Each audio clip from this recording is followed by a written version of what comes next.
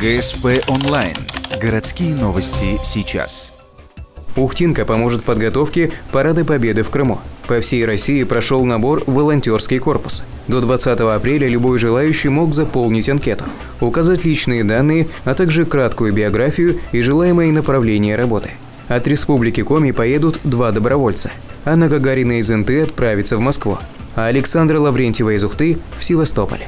Для меня это как-то что ли какой-то прям такой пик деятельности, я не знаю, это можно считать такой высшей точкой, чего можно добиться. То есть, для меня это большая честь поехать и поучаствовать в параде, помочь в организации, и вообще просто любую помощь оказать посильную. Вот, для меня это много значит. Уже 6 мая Александра улетает в Крым. Там на протяжении нескольких дней будут проводиться учения и подготовка к параду. Всего на данный момент в волонтерском корпусе состоит больше 135 тысяч человек. Из них только 1000 примет участие в военно-морском параде в Севастополе и 2000 в Москве на Красной площади.